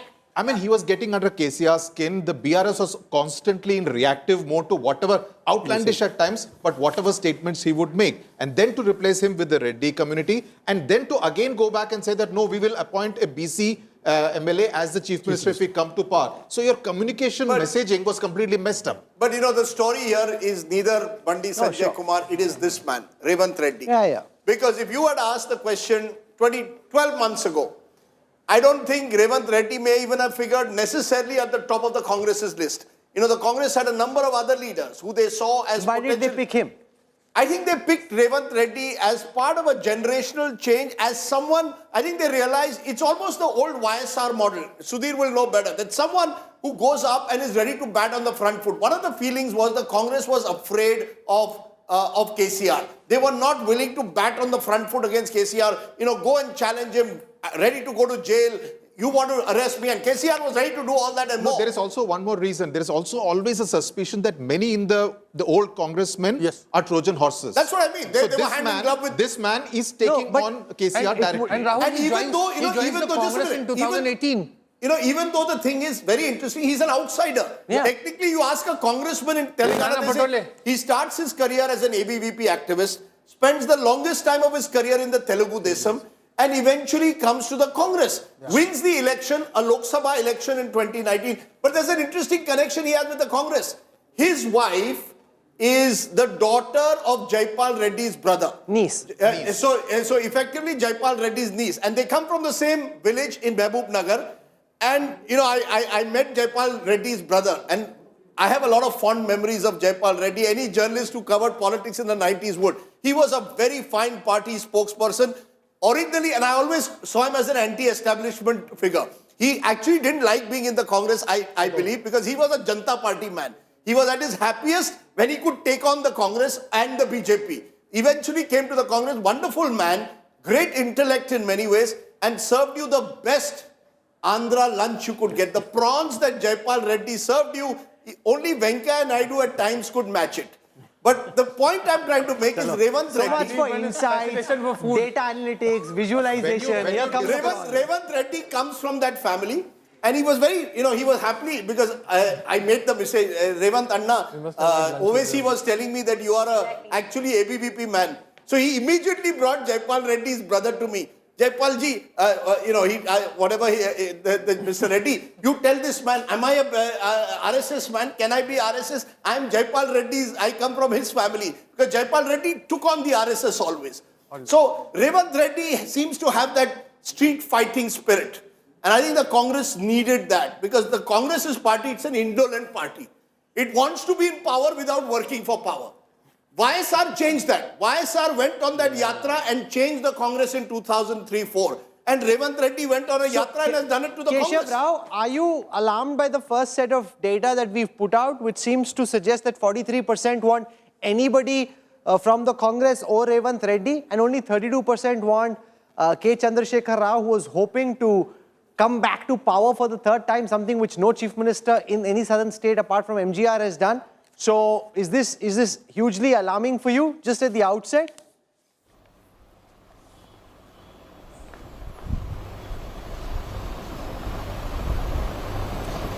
Keshav Rao, sir? Well, tell me, is the question to me? It is, sir, it is. Can you please come again? So my question is, can you come again, please? In some of the comments that we saw from Chief Minister K. Chandrasekhar Rao in the last phase of campaigning, he was saying things like, if I lose, I'll go to my farm, nothing will happen to me, but all the schemes that I give you, the welfare, Aitu Bandhu, all of that will be taken away from you. So he seemed towards the end of the campaign to have entered into a defeatist kind of mentality. Rahul,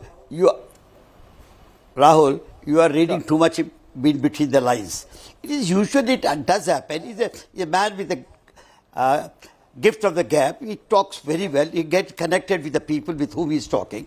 And when things were going on, including the exit poll sort of a surveys or sort of a talk, he just said that it did not matter because I have served you for 10 years and I've made you a state which are supposed to be the most backward region of the country, as far as the Planning Commission is concerned, today is vying for the first place in the country, for the best place in the country as far as the development sector is concerned. So this is a usual thing. I have seen India Today and you particularly talking about these particular 2, 3, 4 sentences which he had said. Don't give much of an importance to that. Okay, we're joined at the moment by someone who could well be Chief Minister if the Congress wins. We are talking about Revant Reddy, but there is another face who would want to be Chief Minister. I'm told he's joining us. Bhatti Vikramakar, Vikramaka, are you joining us at the moment? Thank you very much. CLP leader. Can you join us? Are you with us, sir? The Congress party represents all sections of the society. Why do you want to? Are you joining? Appreciate your joining us, sir. I think he's on a different call. I think he's on a different call, a different channel.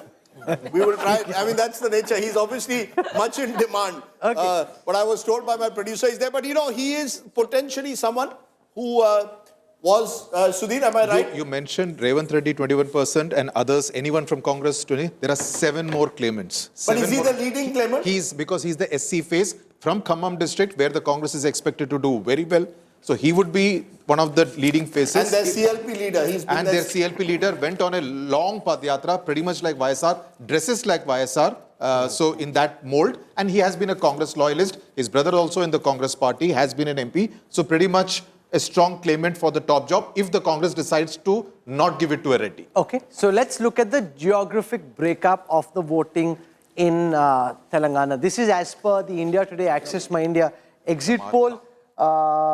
Let's just show our viewers what's happening in the different geographies of... I'm getting lots of messages, interestingly, from Telangana leaders saying, show us the poll results. We have to go for a meeting. Arey, sir, we have a show to run. Please sit, watch the show. How can we show the polls because some leader wants us to show the poll earlier? So, okay, here it is on your screen right now. The rural on this side and urban on the other. In rural areas, you've got the BRS down 13% from the last time. In urban areas, the BRS is down 10% from the last elections. The Congress is at 44% vote share in rural Telangana. That's up 9% from the last polls. The Congress has 41% vote share in urban areas. That's up 14% from the last time. The BJP has 14% vote share in rural Telangana, up 8%.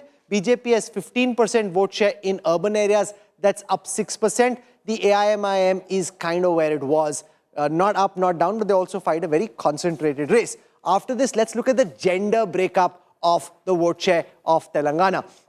And when we look at the gender breakup of the vote share for Telangana, again, interesting trends there. What's very clear in the initial data that we've put out is that the BRS is on its way down, the Congress is on its way up. And in just a moment, we'll answer the question of whether the Congress has enough petrol in their tank to be able to cross the finishing line. Or I think it really comes down to that. So can we have the gender-wise breakup for Telangana on the screen as well? So here it is on your screen. 34% of the men in Telangana said they voted for the BRS. That's down 9% from the last time. 38% of the women said they voted for the BRS. That's down 13% from the last time. The Congress, 43% male vote, up 9% from the last time. 41% female vote, up 11% from the last time. So Rajdeep, the Congress showing a good performance in the initial data sets that we've seen so far. Not just good. This is very good because you're up by double digits in every criteria that you see. Rural, urban. Remember, this election in Telangana is being fought in rural Telangana. You've got the 24 seats of Hyderabad, which effectively the BRS and Oasis party have dominated. You're essentially, therefore, looking at 97 seats. Out of those 97 seats, the Congress has to win 2/3 to get to form a government. You need 60 plus. So the rural numbers are what the Congress will look at. And when I look at that gap of 9% in rural Telangana, that could well be the election. Gender is tough. KCR schemes have worked among women. He has reached out to women. Let's be clear. KCR has been a very successful chief minister. Look at most per capita income. Look at investments. Look at agriculture. Today, in terms of output in paddy, Telangana has gone ahead. It's marched ahead. It's number 1 in the country. So there is lots that has been achieved. What is very clear, though, is the anger against MLAs. Anyone who went to Telangana realized that the MLAs are the focus of anger. And because KCR did not, he dropped what, 7 MLAs? Sudhir will correct me, he dropped 7. That's not enough.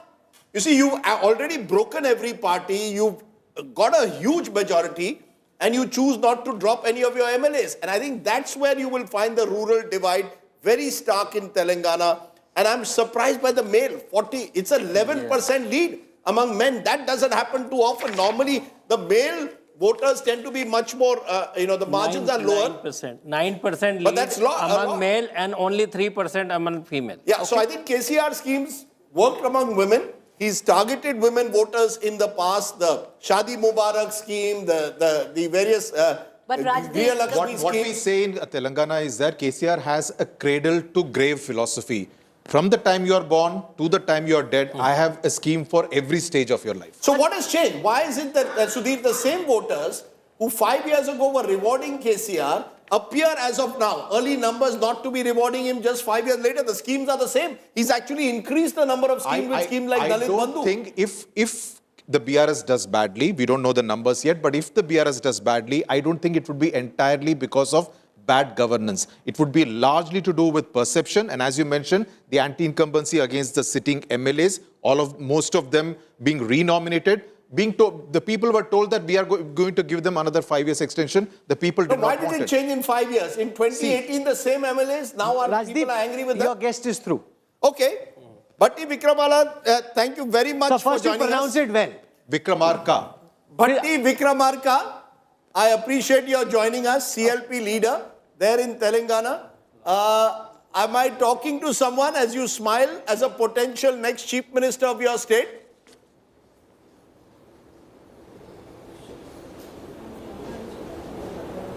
Sir, am I talking to a future chief minister of the state? Can you hear me? You are speaking to Bhatti Vikramarka, the present CLP leader. Yeah. Yeah, so does that mean I'm also talking to a future chief minister if the Congress wins?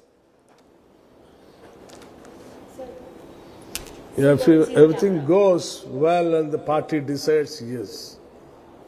Yes. Wow.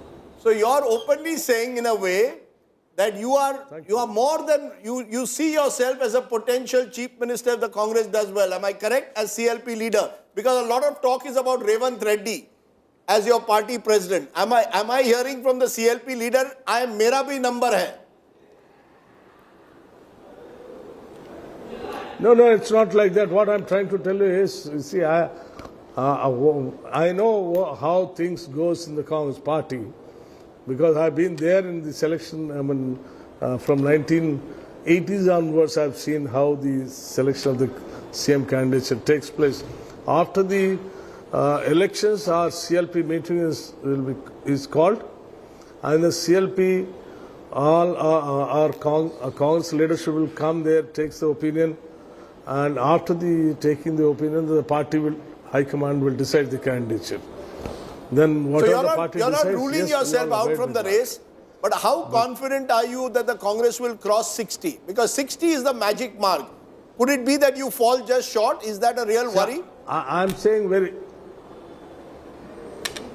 Rajdip ji, I'm saying I'm very confident, not only 60, Congress party will get in between 74 and 78. 74 and 78. Hello? So you're saying to us 74 and 78, and you are very much in the race to become Chief Minister.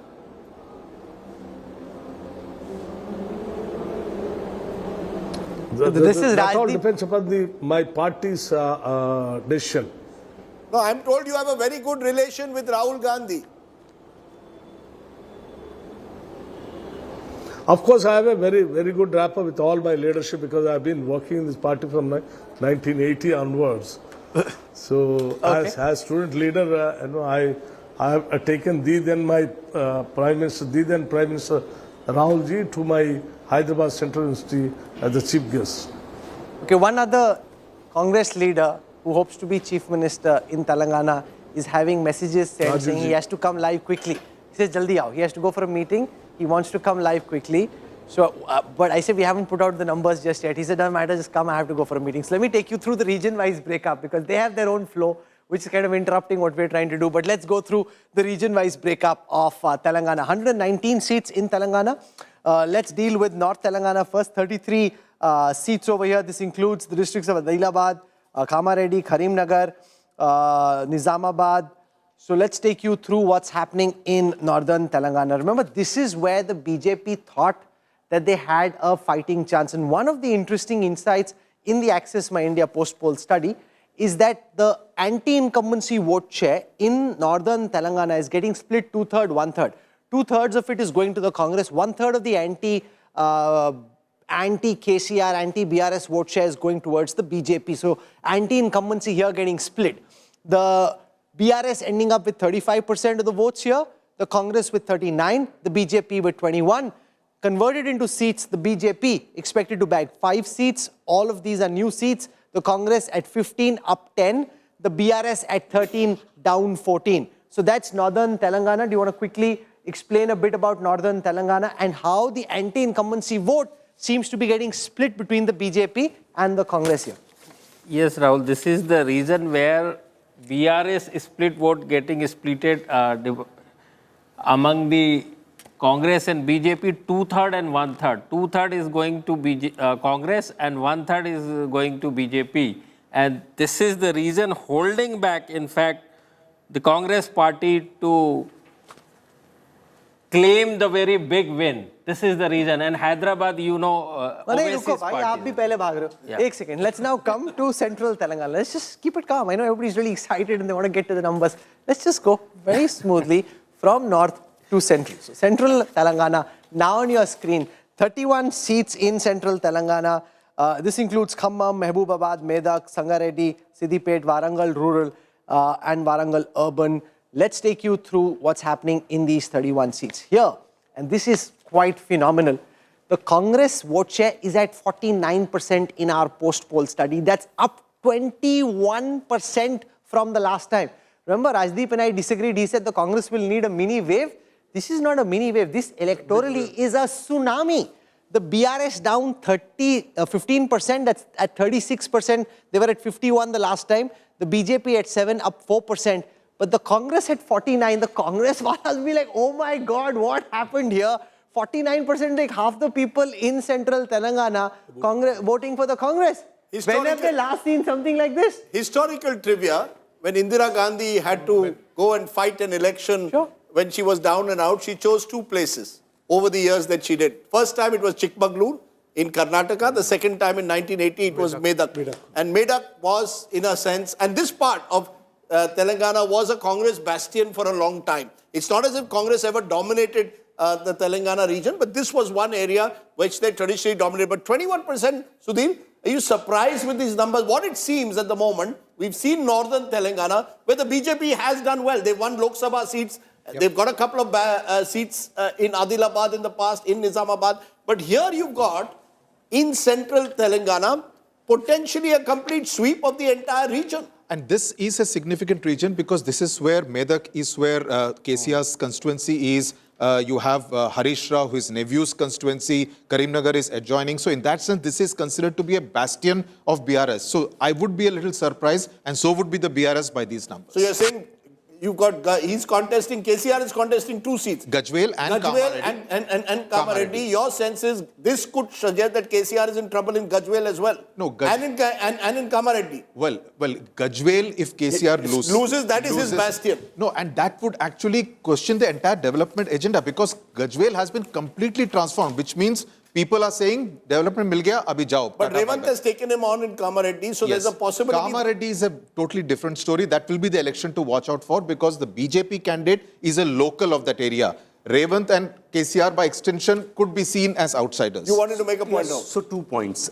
Given the Telangana's sort of like political geography, if Congress has to do well in the election, it has to be in the central and southern region because Hyderabad, it's not their place, and North BJP is also picking up some votes. So if they don't do well in central, then the election is very, very tough for Congress. Second point, you could end up seeing, a bit of an urban-rural divide here. No, it's a very sharp urban-rural divide. 49% is huge. I mean, this is massive. This is, it is a tsunami in that sense. At least, it's a pocket tsunami. It's not a... So let's come to Hyderabad. See, last time BRS secured 51% vote in this region. Sure. Yep. And only 28 by the point I'm making is, where in the recent past has the Congress seen 49% vote share anywhere? So when they're seeing 49%, they're like really happy. This is the ab Lord Chale moment for the Congress. I mean, the voters are coming back in a big way. From 1970s and 1990s, they're coming back to the Congress in a very big way. No, but I want to get for this election. Rashid Saab, just for this election. Now, whether it extends or not, we don't know. This will extend in Lok Sabha also. No, how do you know that? No, because the voting pattern is such. No. You saw what happened in 2018, Madhya Pradesh, Rajasthan, Chhattisgarh. No, this assembly election means very little for the election. Rahul, India is a very diverse country. We must understand we can't use the same Madhya Pradesh, Madhya Bharat yardstick. Ashok Malik wants to respond to that. Even in Telangana, I mean, from 88 seats, Assembly TRS, it came down to only 9 seats in Lok Sabha. So it didn't really... No, let Ashok Malik respond. He thinks what's happening here will happen in Lok Sabha. See, that's a separate matter. I think what this state... Let's discuss the state election first. We'll come to the national election later. I think the last 2 state elections in Telangana was really the euphoria of the creation of Telangana. That carried BRS through for 2 elections. And you're now moving into a more normal state election. But there is a reason. No, I think we've got to understand the caste breakup. You see, while we look at Telangana, why the Congress will feel reassured by some of these numbers, what is Telangana's caste breakup? The maximum, the largest proportion of more than 45% are OBCs. You've got 16% Dalits. You've got 14% Muslims. You've got 9% tribals.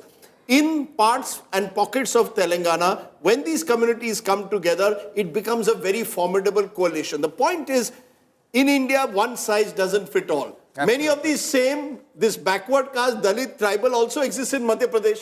But that votes very differently to what is voting in Telangana. But this used to be the Congress's coalition in this region till the euphoria of the creation of Telangana. But even within Telangana, you see North Telangana. North Telangana has, tends to vote very differently to Southern and Central Telangana, which votes very differently to Hyderabad. So, I think what the Congress can take some satisfaction is that there is a pocket in Telangana where the old caste coalition is returning and consolidating. Akshita is with us. Akshita, what are you picking up on the first 2 regions we've put out?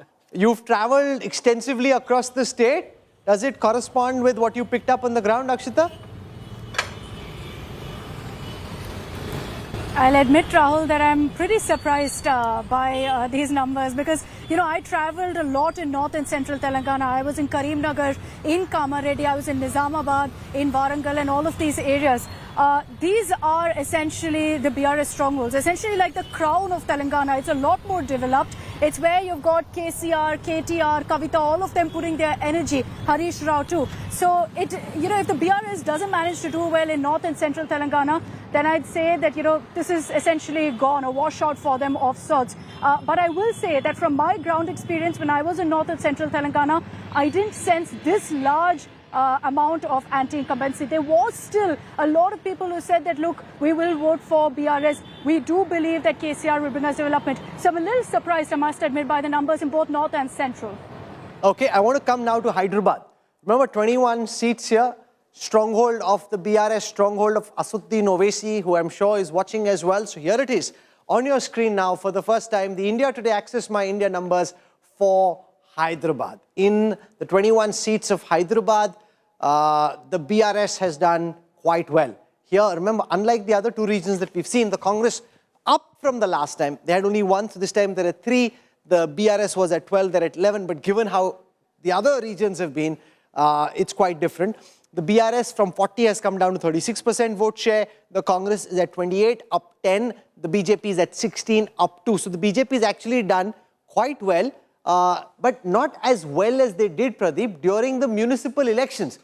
I keep going back to the municipal election because at that time it seemed like lots of people were coming out supporting the BJP. From there, they seem to have fallen a bit. These days, people vote for the winning cause. Loyalty factors has come down drastically across the country, and winning cause is the something. In municipal election, they can easily sense that BJP is likely to win, so as they voted for it. Same goes with general election also. In BJP could win only 1 seat in Telangana last assembly election, and they win 21 assembly segment in Lok Sabha. So see the difference. But this is a setback. Pradeep, for the BJP, you cannot tell me now.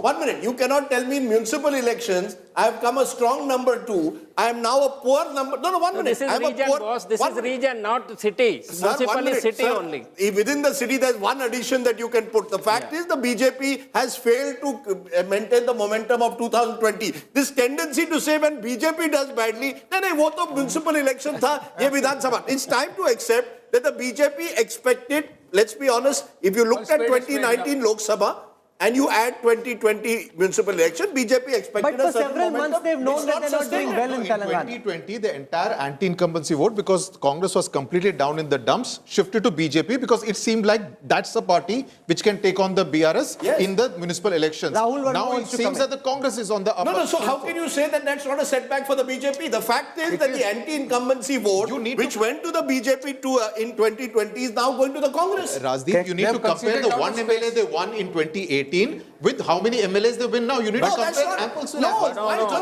Lok Sabha and municipal elections. How can you not? Because, Sudhir, 1 minute. 14 to 16, now suddenly you got Rajdeep, let me make the 3 points. One, I think you are in some ways right. BJP had some momentum and they have not been able to carry forward that momentum. And Sudhir, in his first sort of remark, admitted that BJP has botched up what they were building up. Have they improved from 2018? Yes, they have improved from 2018. But what was expected has not happened. Yeah. Point number 2, I think, which is to what Ashok was saying. See, in 2018, Congress has also aligned with TDP, and TDP is seen as a party of Andhra Pradesh. So the numbers which we are seeing for Congress in 2018, which was very, very low, is also because of that electoral alliance they had stitched. Blunder. And this time, basically, they are gaining in the central and hopefully. So the fact is the Congress has taken over as the premier force to take on BRS, which was not the case I agree with you, Rajdeep, but you're also looking at a post-KCR BRS, the big question mark about it. Sure, but a second party So will let's emerge. now come to the caste-wise breakup. See, the central, south. अरे रुको ना, सब बता दूंगा तो बाद में क्या करेंगे आप रुको थोड़ा सा. 1 second, sir. Everybody is just very on the edge and anxious and nervous. Just calm down. It's just a poll. We are very keen that you go through all the effort that we made and understand the actual voting patterns, because the moment the seat share and vote share numbers out, then people say, "Baki hame pata hai." It doesn't work like that. Okay, so let me take you through the caste-wise breakup, the community-wise breakup. So the tribals are 4%. Now, when we said that OBCs are 38%, people said, "Oh, there's been no caste survey, so how do you know OBCs are 38%? Ye pura farji hai, etc." Let me just try and explain what that means so that you are clear. When we say OBCs are 38%, it means 38% of this sample. In that robust stratified sample, 38% of the 26,000 people we spoke to were from different OBC communities. It doesn't mean we are saying the 36% of Telangana is OBC. So please get that right and don't try and catch us on some comma or full stop. That's not fair. Okay, so amongst the tribals, the Congress has 48% vote share, up 8 from the last time. The BRS at 34, down 10. The BJP at 13, up 9. Amongst the Dalits, 20% in our sample, the BRS is at 35, down 10%. The Congress is at 51, up 13%. The OBC, the Congress is at 43%, up a whopping. Now this again, Rajdeep, would warm Congress hearts because 43% of OBC vote. You know, they've been itching for these kind of numbers in many elections and not finding them. Telangana seems to be saving them and giving them some joy. You know, just as we tend to pump up the BJP, we tend to look at every mistake that Rahul Gandhi makes, and he's made several. But let's be very clear. You're crediting this to Rahul Gandhi? No, let's be very clear. Just as Rahul Gandhi has not been able to strike a chord in the Hindi heartland, Rahul Gandhi, south of the Vindhyas, particularly post the Bharat Jodo Yatra, look at all the numbers of the Congress. These are similar numbers to what we saw in parts of Karnataka. Where you saw a similar coalition emerge, there you had Siddharamaiah as an OBC face, there you had a strong SC and ST consolidation around the Congress and a Muslim consolidation. You're seeing that in Telangana. To my mind, the kind of politics that Rahul Gandhi practices is subject to diminishing returns at times in the Hindi heartland. The same kind of politics that he has practiced has given him the Congress momentum south of the Vindhyas because they've emerged as the challenger. Sudhir, would this be BRS's botch-up, anti-incumbency against the state, or is it Rahul Gandhi's victory? This OBC point, it's interesting because the BJP thought they would corner most of the BC vote because they gave tickets to as many as 40 BCs. Much more, I mean, both BRS and Congress gave about 23, 24. So in that sense, the Congress getting much more than the BJP and the BRS would actually the BJP bring promised joy. An OBC chief minister. Promised the BJP's OBC chief minister. Most of their prominent leaders, the people who are contesting, are BCs. So let's now come to the second set of communities that I want to show our viewers the data for. Let's look at the general castes. So 12% in our sample, 36% of them voting for the Congress. BRS has more at 39, so 3% gain for the BRS over the Congress amongst the general caste.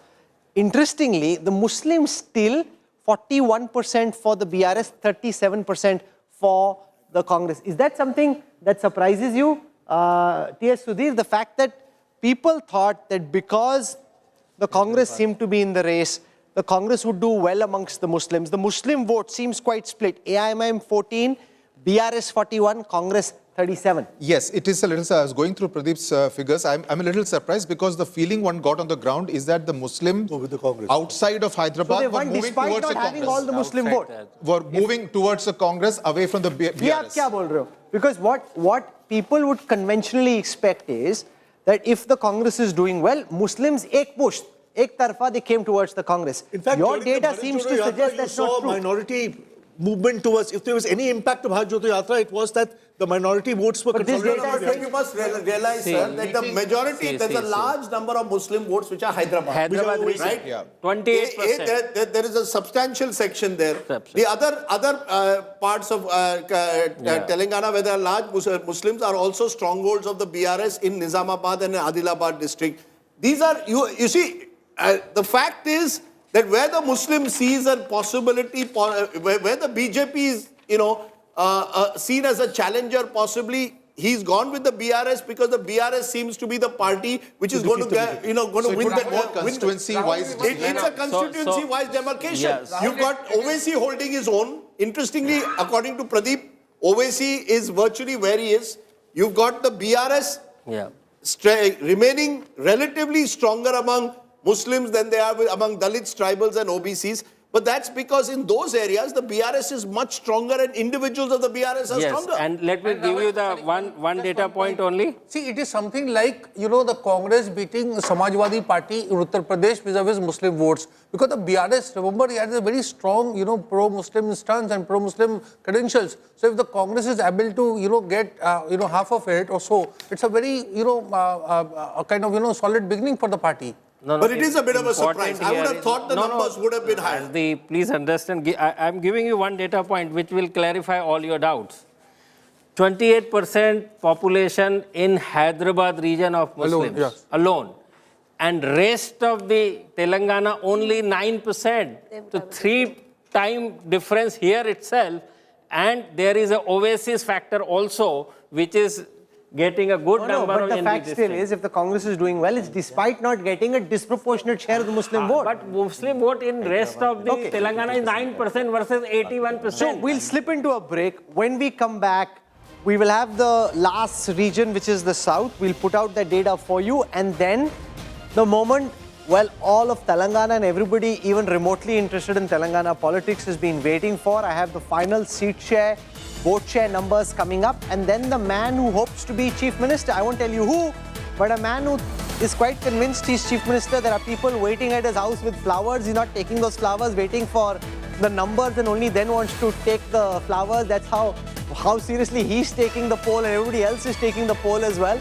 So we'll have the final numbers for Telangana for you when we come back on the other side of a very short break. You're watching India Today's exact poll for Telangana, the climax, the finale on the other side of this break. Stay with us. We are back in 2.